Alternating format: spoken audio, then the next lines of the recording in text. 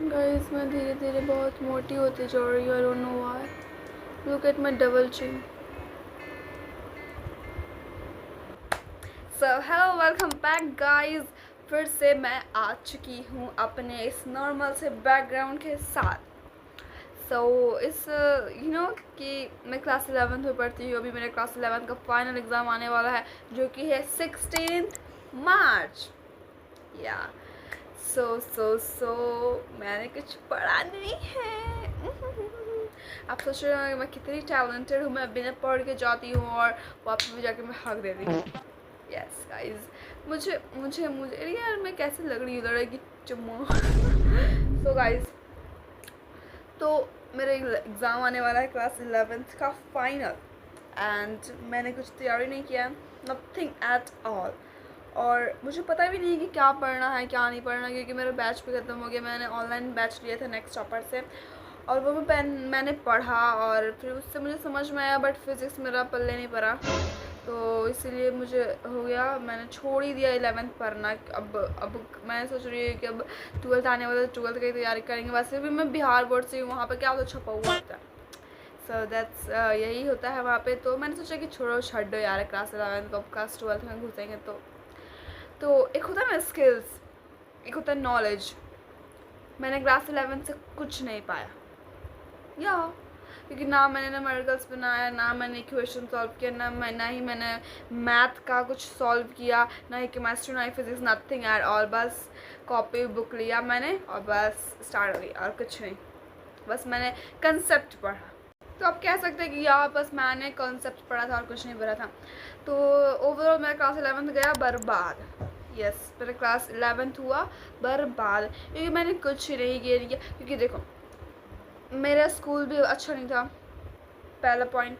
फिर ऐसा कुछ है नहीं, स्कूल भी अच्छा रहता तो भी मेरा बेकार ही रहता, क्योंकि मैं पढ़ती हूँ नहीं। तो मैंने ट्यूशन कुछ नहीं लिया था, क्योंकि मुझे ट्यूशन पढ़ने का बिल्कुल भी मज़ा नहीं आता। मुझे ट्यूशन में बोरिंग होता है, मुझे ट्यूशन में बोर आता है, मुझे ना मूड ऑफ रहता है जब ट्यूशन पढ़ने का टाइम आता है। मुझे इतना नींद आता है ट्यूशन पढ़ने में, कुछ कहने के लगता है कि पूरा दुनिया का नींद मुझे उसी समय आता है। सो यार मैंने ट्यूशन में छुड़वा दिया अपनी मम्मी को कह के। एंड उसके बाद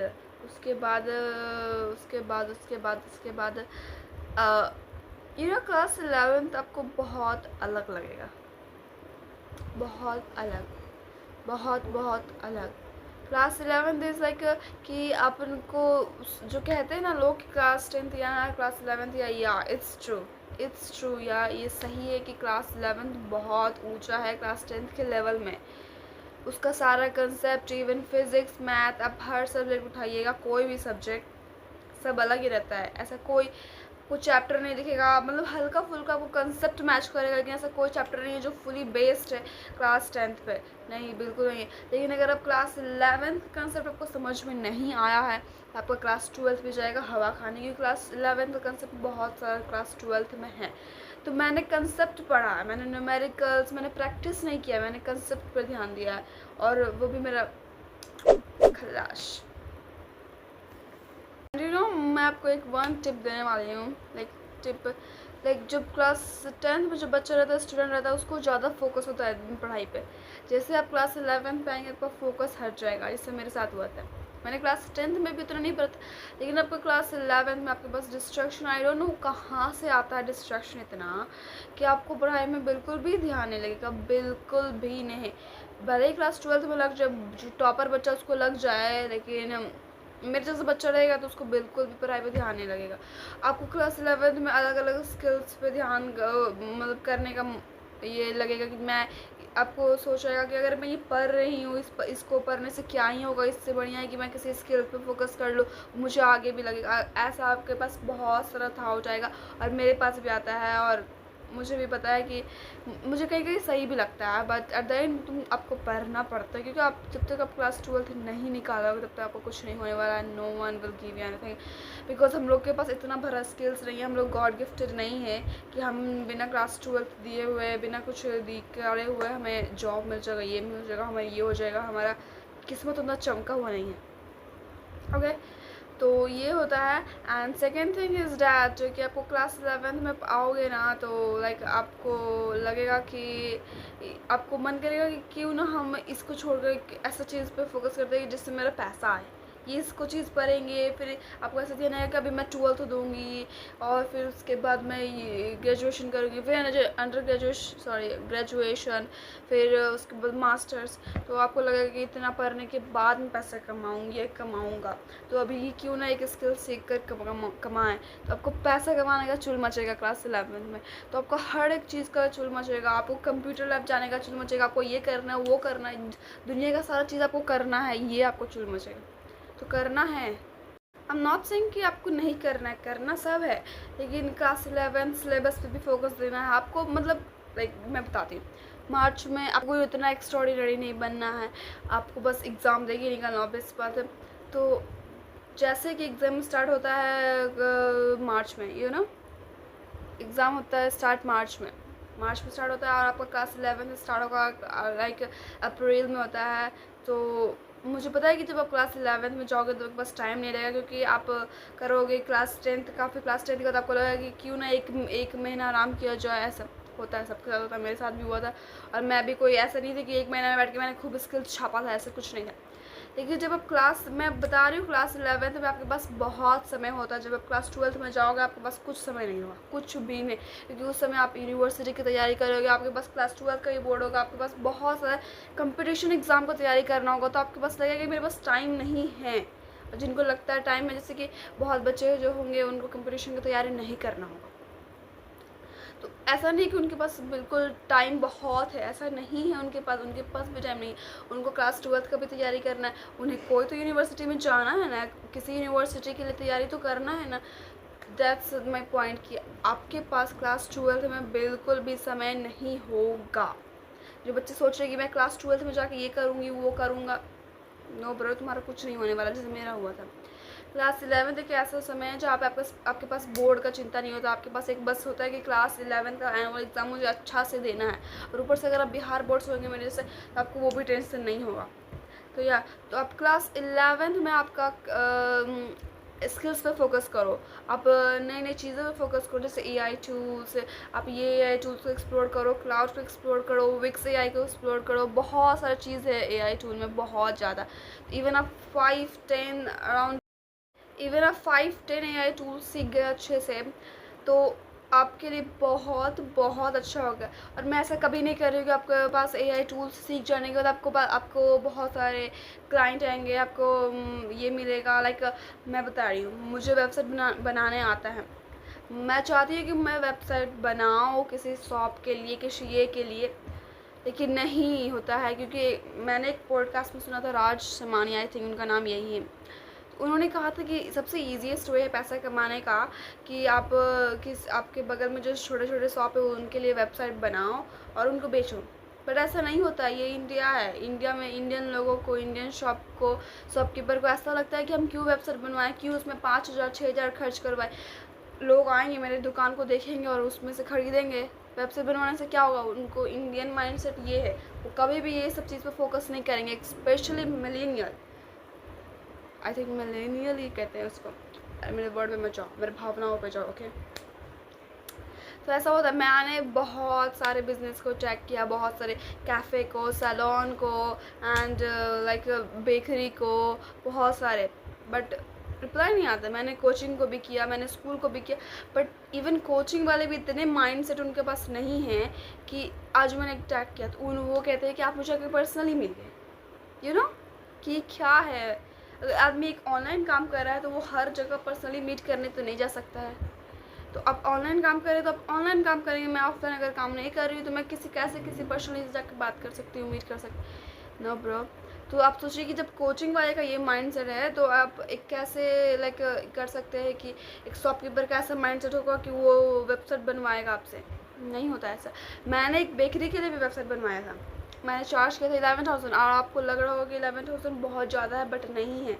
अगर आप वो वेबसाइट देख, आपको लग रहा होगा कि 11,000 बहुत ज़्यादा है एक बेकरी की वेबसाइट के लिए, नहीं है ब्रो, नहीं है। जब आप वो वेबसाइट देखोगे तो आपको, मैंने बहुत एफर्ट डाला है उसमें, जो मेरे जैसे लाइक बिगिनर होते हैं वो डायरेक्ट 25,000 26,000 चार्ज करेंगे, लेकिन मैंने नहीं किया क्योंकि ये मेरा फर्स्ट प्रोजेक्ट था।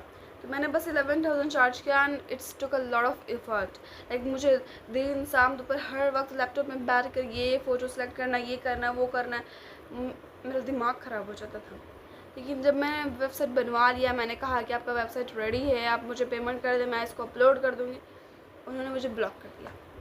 यू नो, मैं 2 हफ्ते आई थिंक 2 वीक से मैं उसको बना रही हूँ, और एट द एंड मुझे क्या मिलता है कि तो आप समझिए कि ये माइंडसेट है इंडियन का, और आप सोच रहे हैं कि कुछ अच्छा बिजनेस ला के, लाइक नया माइंडसेट ला के एआई टूल को यूज़ करके आप ये करेंगे वो आपको बहुत हाथ पैर मारने पड़ेंगे, ऐसे नहीं होने वाला है।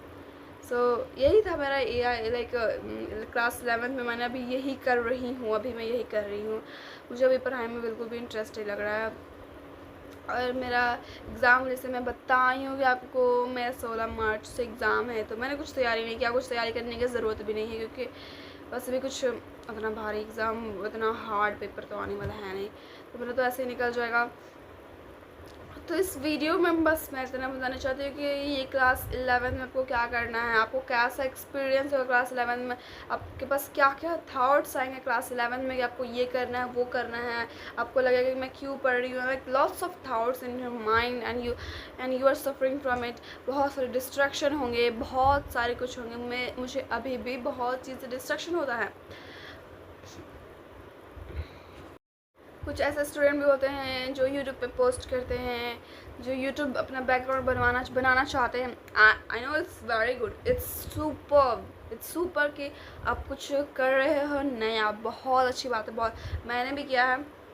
और तो वो बहुत टाइम टेकिंग प्रोसेस होता है कि मैंने, जैसे कि मैं अपने एग्जांपल ले रही हूँ, तो मैं यूट्यूब पे पोस्ट करती हूँ, लिंक्डइन में, सॉरी लाइट के लिए, तो मैं यूट्यूब पे पोस्ट करती हूँ, लिंक्डइन पे, ट्विटर पे, थ्रेड्स पे, इंस्टा पे। तो मैं कोशिश करती हूँ कि हर एक दिन मैं पोस्ट करूँ, हर एक दिन, बट नहीं होता है, क्योंकि एक वीडियो बनाने के लिए आपको अराउंड 1 घंटा 1.5 घंटा देना पड़ता है। उसके बाद आपको पोस्ट करना, इधर पोस्ट करना, उधर पोस्ट करना, इट ऑलमोस्ट टुक 2 आवर, वो 2 घंटे ले लेता है। तो जी इट्स सो फ्रस्ट्रेटिंग कि आप इतने मेहनत करो, उसके बाद भी कोई रिज़ल्ट नहीं आता है। So I am not frustrate, but I am telling you कि आपके पास बहुत सारे लाइक इंटरेस्ट आएंगे, नए नए इंटरेस्ट आएंगे कि मुझे ये स्टार्ट करना है, मुझे वो करना है, मुझे एक बिज़नेस स्टार्ट करना है। तो करना है, बिल्कुल करना है, करना तो है, सब चीज़ करना है, तो करना है। मैं बस यही कह रही हूँ कि करना है, सब चीज़ करना है, लेकिन सिलेबस को पीछे नहीं छोड़ना है, सिलेबस को पीछे नहीं छोड़ना है। क्योंकि मान लो अगर आपके पास आपका यूट्यूब नहीं चला, मान लो अगर इंस्टा नहीं चला, तो आपको पढ़ाई के फील्ड में उतरना है। तो अगर आपका बेस क्लियर नहीं हुआ, तो आप उस समय, आपको रिग्रेट होगा कि मैं उस समय अगर पढ़ लेता तो मेरा आज बेस क्लियर होता, यू नो, मेरा आज बेस क्लियर होता, मुझे इतना रिग्रेट नहीं होता कि मुझे ये पढ़ने के लिए मेरा पीछे का चीज़ नहीं मुझे आ रहा है। सो बस मैं यही कहना चाहती हूँ। आई am not giving you any motivation, any speech, it just my experience, जो मैंने एक्सपीरियंस किया बस मैं वो आपको बता रही हूँ कि जो नए स्टूडेंट है, जो क्लास 11th में आने वाले, कहीं उनके साथ ऐसा ना हो। I just want to tell them, okay, I am not giving any motivational speech और something else, I am not an intelligent person, I'm not a topper, I'm not anything, I'm just an average student. And whatever I experienced in my class 11th, I just want to tell everyone, because I don't want that they will suffer with same things as like me. So yeah, that's my point, and I hope that you consider this point as a big sister, as a elder sister. And मेरा English उतना अच्छा नहीं है, तो मैंने जो भी गलती किया उसको नज़रअंदाज करना, ओके। सो या that's all for today, and मैंने क्लास 11 के बारे में बताया तो है, and after then the next vlog होगा कि मेरा एग्ज़ाम, कि how is my school, and मेरा एग्ज़ाम कैसा जाता है। एग्ज़ाम अच्छी जाएगा, आई नो, तो उस वीडियो में मिलते हैं। सो तब तक के लिए ट्यून रहिए, ट्यून। सो क्या बोलती हूँ मैं डायलॉग लास्ट में? अच्छा चलती हूँ, दुआओं में याद रखिएगा।